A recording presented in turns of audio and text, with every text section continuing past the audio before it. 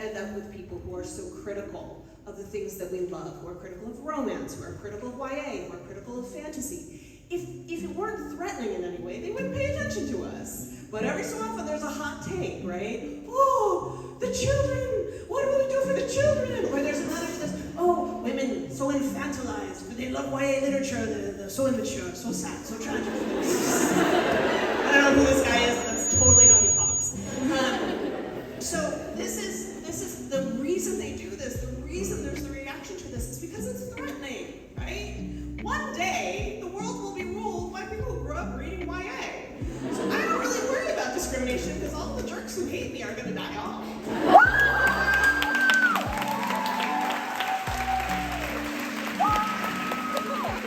But like, our power is involved because he's somebody who relies entirely upon his powers. So if you like put him in a situation where he couldn't, you know, he expects to fight in a particular way, and so that makes him a little bit easier to beat. I feel like this feels like the most Reddit like conversation I've ever had because I'm like, but no, I did not come up with that. They pitched it to me in the writer's room, and I was like, please do this. I was like, this is something that can never happen in the books. And you know, when the first season was coming out, I said, you know, it's going to be the best fan fiction you've ever seen, and people were so like, oh no, it's going to be terrible. I'm like, why are you so down on fan fiction? Like that is what it is, a version, an alternate timeline that I think is so exciting. And the thing is, even if you don't like everything in the show, and you may not, then you still have the books. Nothing can scrub those away. I mean, somebody can, but right now, nobody can take those away, and that gives me sort of a sense of calm and peace about all of it. But I'm glad you like this scene. I loved it too. It's really fun to watch. We had this weird situation where lightning just kept striking, and we were like, how? Why? And then, but here's the thing: you offer first somebody has to be available, then they have to be interested, then you have to see if they fit the part, and then you have to get them, right? Because they're up for other parts. And when we cast Jessie, I mean, Heiser and I were texting each other every morning, like, is it done? Is it done? Is it, because we were so scared she was going to go with some other show. Especially for British actors, there's like a lot of competition. It's like everybody just sounds like it's a farmer's market, and everybody's like, these are the best tomatoes we must have. And wow, that analogy. I will tell you that when, I actually cannot see the characters any other way at this point, which is a little unnerving, but also lovely because they're such wonderful humans. Like, what if they had been jerks? And I was like, you're Matthias, but I hate you. But they're wonderful people. But I will say, when we saw Amita's tape, I was like, before she even opened her mouth, I was like, oh God, please let her be good, because she looked, I mean, if you've been following me for any length of time, you've seen the art, like the official art of Inej, and I was like, that's uncanny. And then she was spectacular, so it worked out very well, but she was absolutely, and you don't know, right? And I will tell you, the hardest character to cast was Matthias, because he's a big dude, right? And I'm not gonna tell you this, but Ellie is full of big dudes who cannot act, so we had to throw a wide net, and I watched a particular scene with him and Nina like 1,000 times. I could probably recite it from my head about them eating the leeks and reindeer meat. Yeah. But yeah, we got so lucky, and they are such great people. They get along so beautifully. When we were on set, we would hear them singing together. Like, stop! I know. And I was like, and this wasn't like the first week. This was 6 months in. They're away from home. They're in a foreign city, and they love each other. And I don't know, I just don't think people get lucky that way. And that's why when we were waiting to hear if we were going to get a second season, I thought, oh my God, what if we don't get to have the whole family together? What if this is the end and we have these wonderful actors and it never goes on? So thank you, for those of you who watched, thank you for watching. Please watch season 2. Watch it all the way through. That's what they call completion rate, very important. I know, thank you for coming to my TED Talk. But it's so, so, so important. And I don't know, I just feel very, very grateful that we got that second season, and I hope we'll get to see more. It's just a part of the process. And again, I have to tell you though, if you're putting yourselves into these characters, take care of yourself, okay? Sometimes it can be cathartic, but writing is not therapy. therapy is what we need because we're writers. So you have to care for yourself when you're trying to do this. I'm gonna let this guy ask the question because we've been making eye contact the whole time. Like, look at me, so this is the last question. All right, just shout it out. Okay, we're waiting for the mic. Hi, thank you so much, and thank you for being here. My question is actually about Hellbent, so I don't want to say any spoilers. No spoilers. Yeah, I won't. I presume we're going to go on a journey in this book. If you could describe that journey in one word, what would it be?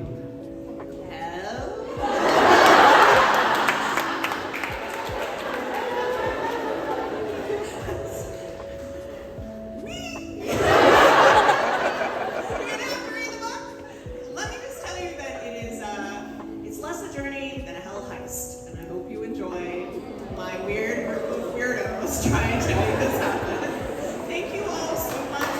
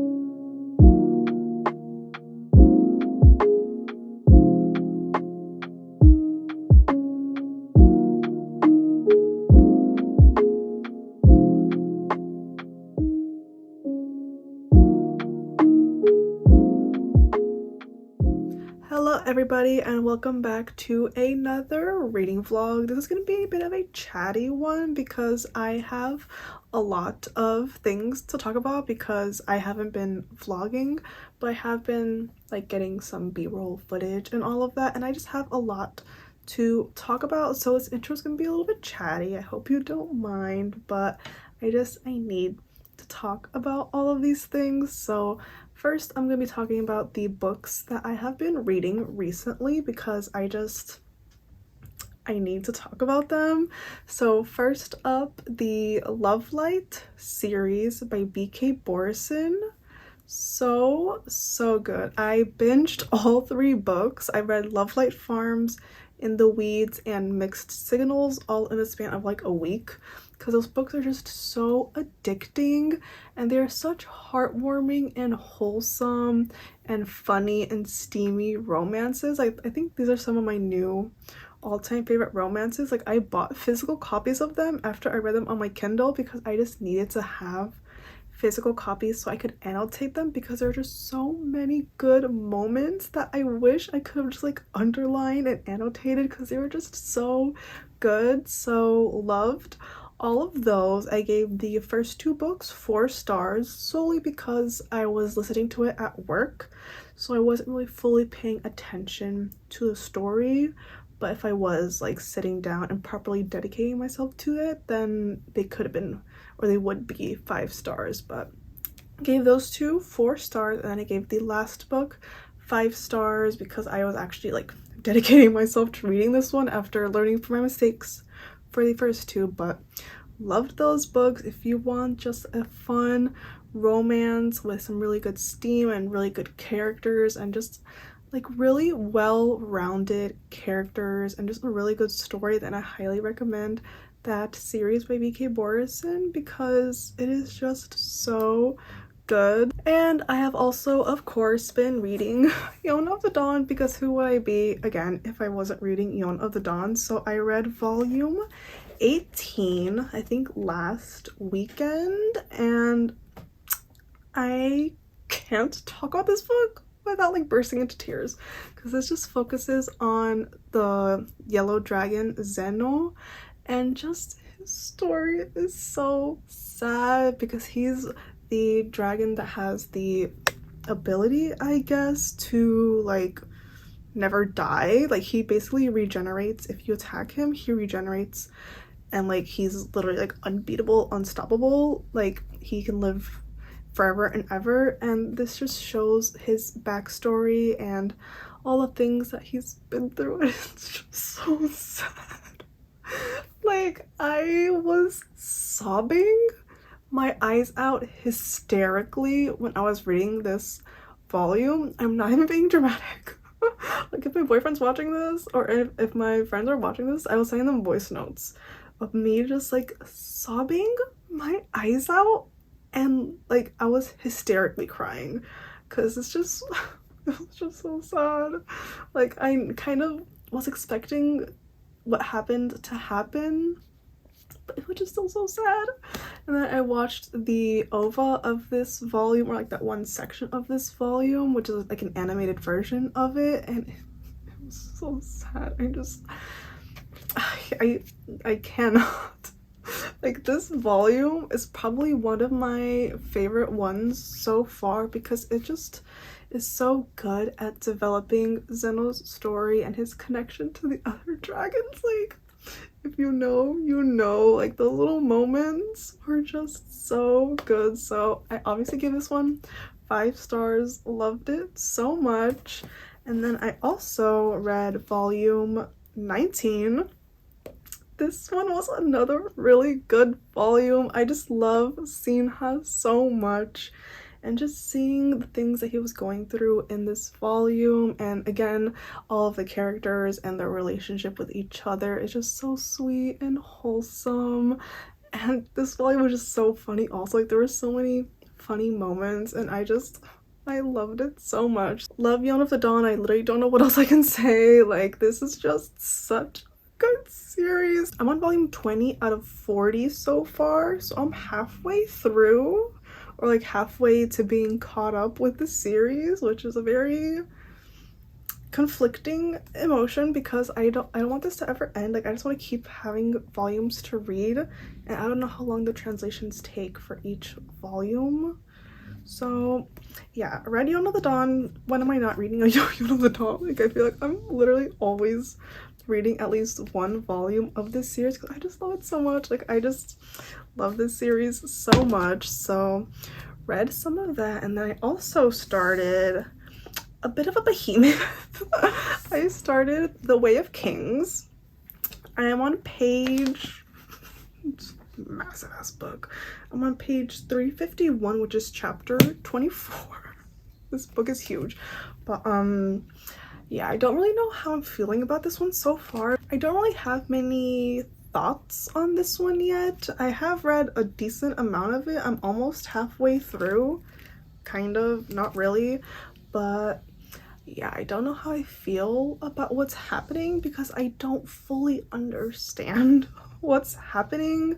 Like, this is a very dense, clearly dense, high fantasy, and this is my first Brandon Sanderson also, so this is my first, I guess, introduction into the Cosmere and all of his works. So I don't know if starting with The Way of Kings was the way to go because it's kind of intimidating. Like, I'm really enjoying what's been happening. Like, the moments that I like know what's going on, I really enjoy, and I have a lot of pink tabs. I don't know if you can see it. I have a lot of pink tabs for just moments and quotes that I really loved. Like, it's really good so far, but I'm just very confused, and I feel like I can't really like properly say if I'm actually enjoying it or not because I'm just like not really comprehending what's happening. But like, in theory I'm enjoying it, but I don't know if in reality I'm enjoying it as much as I thought I would be. Maybe I need to just keep going, but I just have been spending so much time reading this book that I just kind of want to put it down for a little bit. So I'm putting this one on pause for now because I've read a decent amount in the span of like, I think 2 weeks, and I want to read something else, and I'm craving the satisfaction of finishing a book. So I'm putting this one on hold for now, but I am enjoying it, I think. I don't know, because I don't know if I can say if I'm enjoying it or not if I don't understand what's happening, because I'm still very confused about like everything, but also I kind of understand what's happening, so I'm enjoying that. Like, I'm having very conflicting feelings. I don't know what I'm feeling right now, but yeah, I started The Way of Kings, and then last night I was craving the satisfaction of starting and finishing a book. So I was looking at my little TBR that I have over there on my desk, and I was like, you know what, I'm finally gonna start this book that I just keep hearing so many good things about, and that is Tomorrow and Tomorrow and Tomorrow. I'm currently on page 102, which is chapter 5 of part 2, I think, and I am really enjoying this. The writing, I'm obsessed with the writing style and just the way that the story is flowing, and like just the writing is what's really doing it for me. Like, there have just been so many moments that I just love. Like, let me see if I can find one. Here's the quote that I love. Okay. She walked over to him, still smiling, one dimple on her right cheek, an almost imperceptibly wider gap between the 2 middle teeth on the top, and he thought that the crowd seemed to part for her in a way that the world never moved for him. Like, and then where is it? This quote right here on page 9. She started walking toward the train, and Sam tried to figure out a way to make her stop. If this were a game, he could hit pause. He could restart, say different things, the right ones this time. He could search his inventory for the item that would make Sadie not leave. Like, that is just so beautiful, and just so many quotes like that. In this one, you're following 2 characters, Sam and Sadie, who meet at a hospital when they are like 11 years old, maybe, I don't know, but they're pretty young. So they meet at a hospital and they bond over their shared love of gaming, and then they don't really see each other for a while, and then they reconnect again a decade or so later, some amount of time later. it's over the span of 30 years, but I think they're currently in like their mid-20s, maybe. They're both in college or like university, and they're working on creating a video game, and it's really interesting seeing the process of creating a game and all the little details and things that go into it. Like, it's really fascinating. And then we also have Marks, who is Sam's best friend, and I love his character so far because he's just so sweet and caring towards Sam and Sadie. Like, he just like wants to take care of them while they're working on this game. He's making sure that they're fed and that they're like just taking care of them, and it's really sweet. And there's this one character that I don't really like at all. What's his name? Dov, whatever his name is. I don't like him. He gives me bad vibes. And I was right, because I don't like his energy, I don't like his vibes, I don't like him at all. But yeah, I'm really enjoying this one so far. I'm hoping to read another 100 pages today, maybe. Like, this really flies by super fast because the chapters are pretty short, so I'm hoping to finish this by tomorrow because I want to have this in my January wrap-up, but I don't think that's gonna happen because I also just don't want to force myself to finish this. But really enjoying it so far. And I also made a little bit more progress in Devotions by Mary Oliver. I don't know where I was last time that I updated, but I'm on page 163, which is from Blue Iris 2004, and still really enjoying it. There are some poems here and there that I don't really care for, but then there's those poems that just really resonate with me, are just so beautiful. So this is another thing that I'm reading. So I have a lot of things on my currently reading.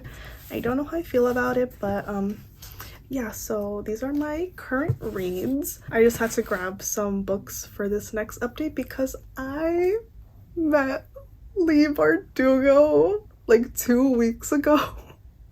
And it was the best time of my life. Like, I still cannot believe that I met one of my favorite authors in the flesh, and I like talked to her, and it was just such a surreal experience. Like, she was on her Hellbent tour. When I saw that she had a date in Miami, I was like, okay, I need to go. I have not read Ninth House, but I need to go because I need to meet her. So I met her, and it was just such a good experience. Like, she is so sweet and so funny, and the Q&A before the little meet and greet portion was also really fun and really interesting, seeing her like thought process and creative process behind all of the books that she's written. Like, it was just really fascinating, and I still cannot believe that I met her. And I got a signed copy of Hellbent because that was included with the ticket. Look at the end pages, absolutely beautiful. And then it is signed by Leigh Bardugo, like actually signed by her. Like, I can't.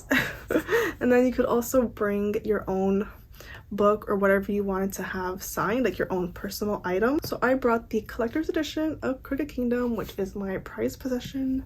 It is so beautiful. And then I had her sign this page right here. It just says to Caitlin, and then it's on the page where Kaz says, I would come for you, and if I couldn't walk, I'd crawl to you, and no matter how broken we were, we'd fight our way out together, knives drawn, pistols blazing, because that's what we do. We never stop fighting. So she signed that beautiful, stunning page, and I'm just so happy that I was finally able to meet my favorite author, and I was able to tell her how much I love these Six of Crows books and how they were the first books that I ever fell in love with, and how much I love the characters. And I was just like gushing to her about how much I love her Six of Crows duology, and it was just such a beautiful moment. She is so sweet, and I still cannot believe that happened. But yeah, so I met Leigh Bardugo, and then the week after that, I think I got a new tattoo. I'm staring at it right now, and I am obsessed with it. It's just a butterfly on my thigh. It's so beautiful. I just am obsessed with it, and I love my tattoo artist. She's so talented and so nice, and it was just such a good experience, and it honestly didn't hurt at all. Like when she was doing the outline, when I was getting towards the inner part of my thigh, it started to hurt a little bit, but honestly wasn't anything too bad. And then she put a numbing spray before she started the shading, and it was a breeze. Like I honestly didn't feel a thing. It just kind of felt like a massage, which is how I feel about tattoos in general when it comes to the shading. It just feels like a nice little massage. But yeah, I am so happy with my tattoo. I've been wanting to get a butterfly on my thigh for the longest time, and I finally have it, and it's just so beautiful. And when I have my arm just like relaxed, I'm wearing shorts, you can see like my 3 of my tattoos together, and they just all look so good. So yeah, obsessed with my new tattoo. I don't really know what other updates I have. Actually, just kidding, I lied. So I am going to the Cassandra Clare Chain of Thorns event on Wednesday. Yes, Wednesday. Don't ask me why I'm going, because I have never read a single one of her books. But my friend was going. She also hasn't read any of her books, but she was accompanying a friend. I was like, you know what, I kind of want to go too, because I really want to read the Last Hour series like so badly. And I feel like if I don't go to this event now and then I do read the Last Hours eventually, I'm gonna be very upset at myself for not having gone to the event. Like I know myself, and I know that I'm gonna regret not going, because I do want to read that series. So like I might as well go and get a signed copy of the 3rd book in the series, and like some cute little like merch. And yeah, so I'm gonna be seeing Cassandra Clare on Wednesday. I'm honestly shocked that tickets were not sold out, but I'm not gonna question it because it worked in my favor. I have been talking for a very long time, but those are all of the updates that I have for now. I think I'm just gonna keep on reading tomorrow and tomorrow and tomorrow, and I will pop back in once I have some sort of update.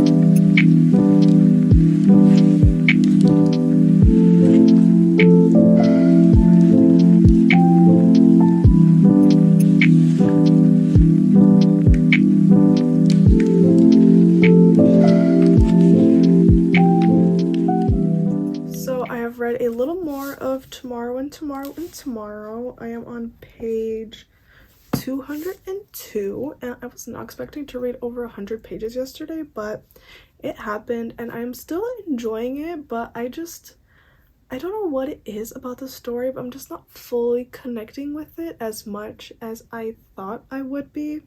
I love the writing, and like there's so many quotes here and there that I just really enjoy, but something about this story I'm just not connecting with fully.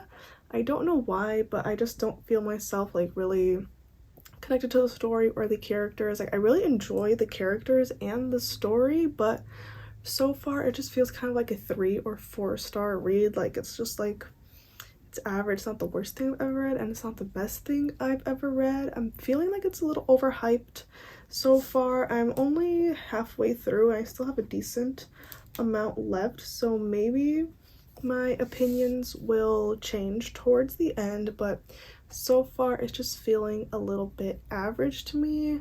And I was trying to pinpoint what this book, or like the style of this book, reminds me of, and I saw somewhere, I don't know where it was, but I saw it compared to Normal People, and this does very much have Normal People vibes, like the miscommunication, the like will they won't they kind of thing, or just the vibes, and like the relationship is very much Normal People vibes, and I hated Normal People.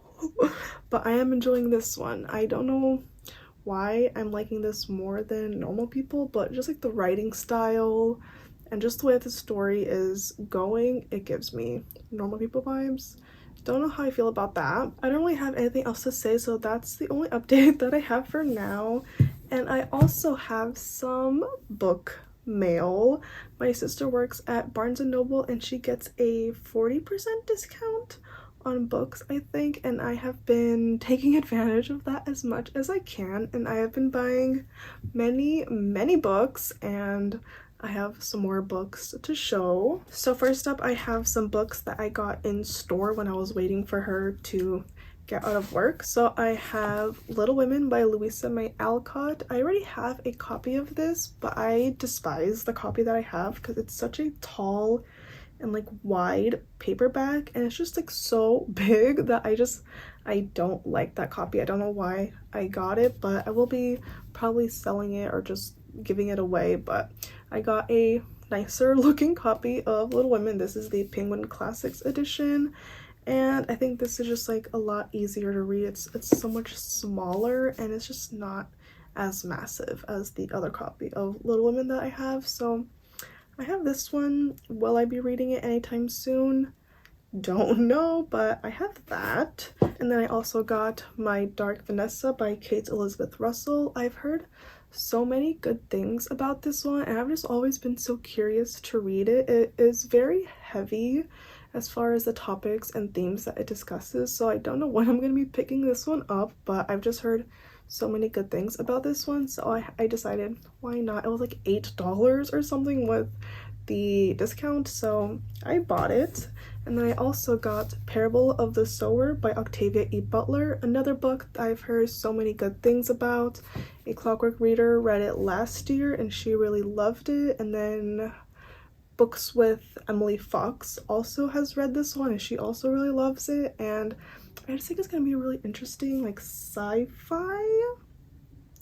I don't really know what it's about, but I don't really want to know too much, but I think it's just like a really interesting sci-fi, and that's pretty much all I know. I don't know how they fit everything inside this package, but they're also all paperbacks, so I guess that makes sense. But oh my god.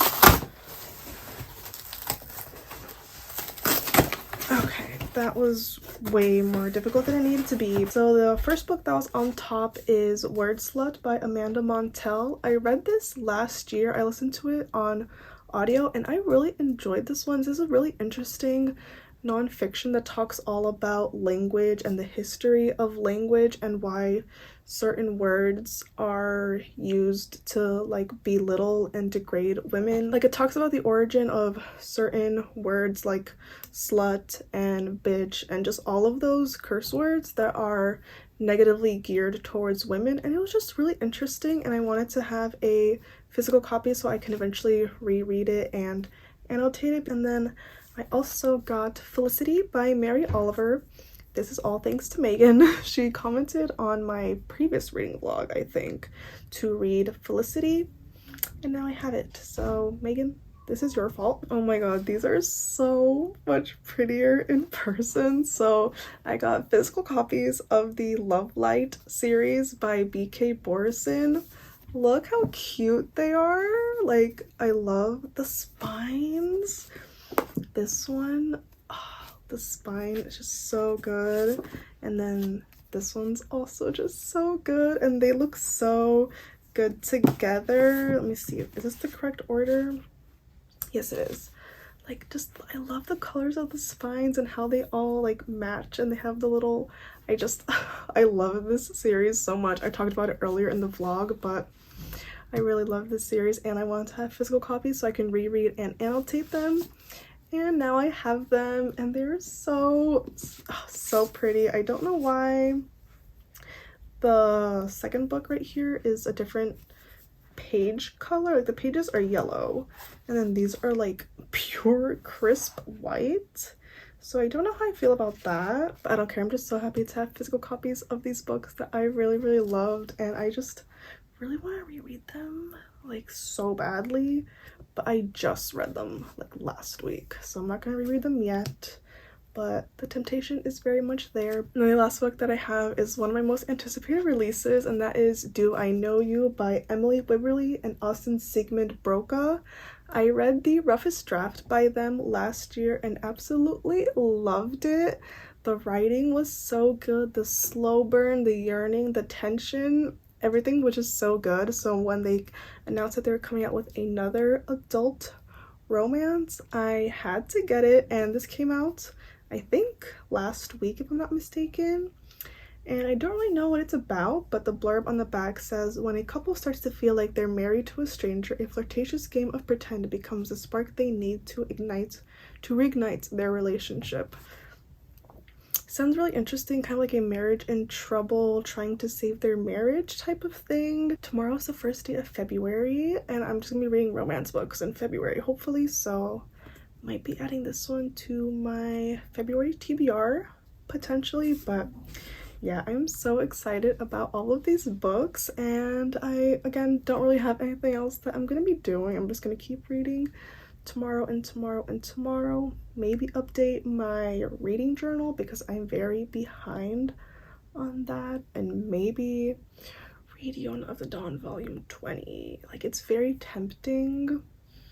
Like, I'm really thinking about it. Like, I'm just like staring at it right now, and it's staring back at me, and it's speaking to me.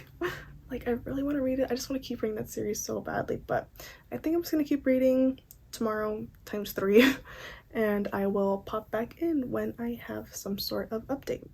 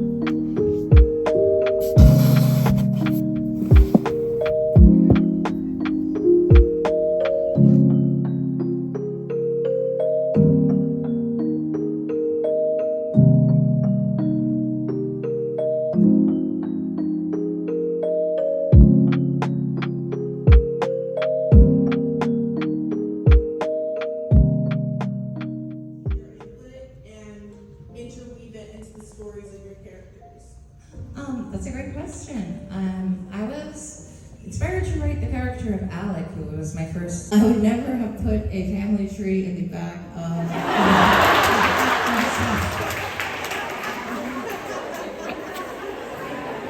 I had to do a lot of working around existence of that family tree. There's an in-world explanation for why it's basically completely wrong, and when you do finish Chain of Thorns, you will know it. But, I was like, when I first started writing Last Hours, I was like, I can't stick with this family tree. A, it doesn't make sense to the characters I'm writing, and B, everybody will know how everything ends. I don't want that. So I kind of had to toss it out the window. Your teenage characters grow up, and what are they like as adults, and also what kind of kids do they have. There is, however, I will say, a side of it that really drove me insane, which was that, YA kind of runs on the engine of terrible parents.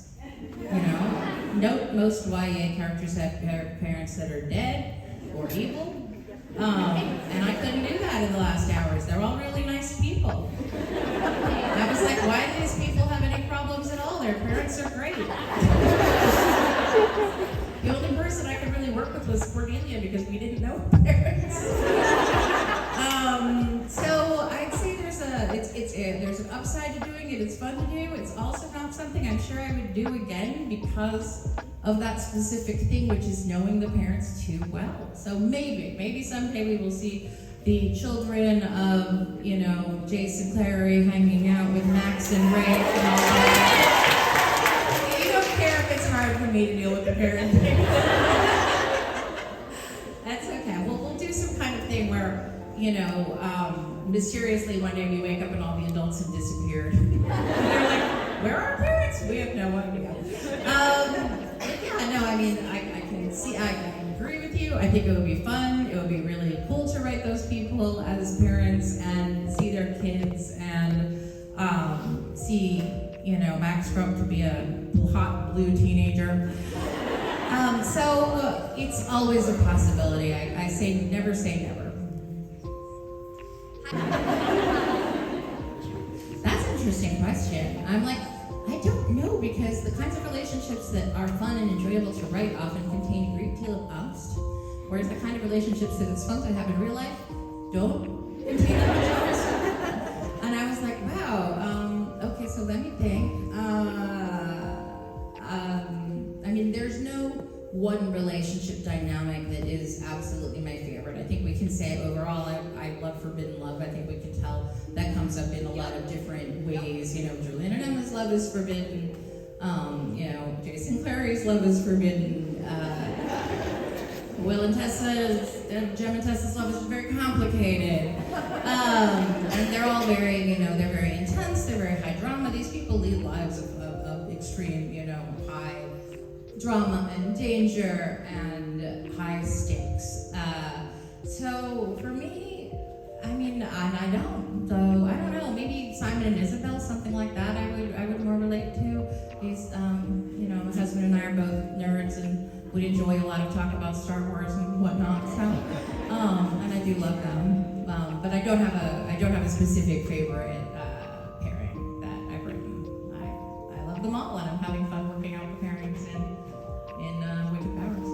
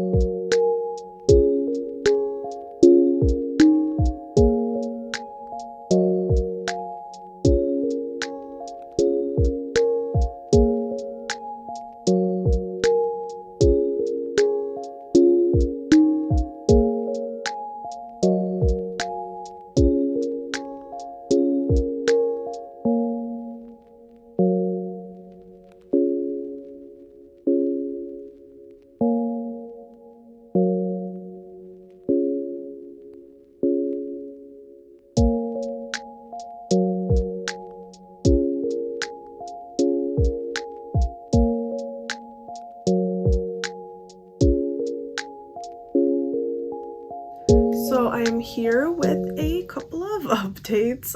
First of all, have new hair. If you could not tell, it's shorter now. I touched up the color that I had and made it a little bit more strong, and I got bangs, which I'm still trying to get used to and trying to figure out like how to just like style them and like live with them, because I've never had like forehead bangs like this. But I think it's nice that I can like wear them to the side like that if I want to, or I can just like put them in the front, a few little pieces, just like that. Like, I don't know, I think it's cute. I'm still getting used to it. So there's the first update, and then the second update is that I indeed went to the Chain of Thorns event, and it was honestly a lot of fun. I obviously didn't know what anyone was talking about when they're talking about like all of like the Shadowhunters series. I did not know what was going on, but it just made me even more excited and more interested to read the Infernal Devices. I will not be reading the Mortal Instruments because ew, but I do want to read the Infernal Devices so badly, and I really want to read The Last Hours like so badly. Like, my FOMO is like through the roof right now. Like, I just want to read it so badly. So I will be going to the library maybe sometime this week to check out the Infernal Devices books. At the Chain of Thorns event, they gave us a little tote bag. It says, what does it say? Cassandra, Clare, Chain of Thorns, all will be revealed. And then inside is the book, which is massive. I feel like this is definitely bigger than Way of Kings. I'm not gonna grab it because I don't feel like it, but this definitely feels bigger than Way of Kings. But I think it's just because the pages are a lot thicker. But yeah, it's like 770 something pages. It is also signed by Miss Cassie Clare. Very interesting signature. Yeah, I don't know what that's about. I didn't realize that there's art on the reverse of the dust jacket, because I took off the dust jacket because I wanted to see what the naked hardcover looked like, which beautiful like pinky purple color. But the art on the reverse of the dust jacket is stunning. Like, look at this. That is like so beautiful. I think this is James Herondale, if I'm not mistaken, because they also had a cutout of him at the event, and they were giving it away to like someone in the audience. Like, they gave away like a life-size, almost life-size cardboard cutout of James Herondale. But I feel so stupid saying that, like, I don't know who these characters are, but like, yeah, this is the art on the dust jacket. Like, I'm looking at it in my monitor. It is so pretty. Like, the purple and the blue and just like the art on it is literally insane. Like, that is just so stunning. Like, when I realized that this was on the reverse dust jacket, I was like, there's no way. Like, that is so pretty. Like, I don't have any books that have art on the reverse dust jacket, so this is really unique and special because I don't have any other books like that. And there's also a rose, I just realized, embossed on the hardcover, if you can see it. I don't know if you can see it a little bit, kind of. Just the fact that I have this book is like making me even more excited to read the Infernal Devices and The Last Hour, so I will be doing it very soon. I just need to get my hands on the books first. But yeah, I am so happy to have this. Like, it's just so pretty, and like, I love these covers for the Last Hours series. Like, they're just all so stunning. Like, that is just beautiful. So yeah, there was a book, obviously, and it also came with character cards, which I have not opened yet, actually. Let me do that real quick because the character cards are stunning.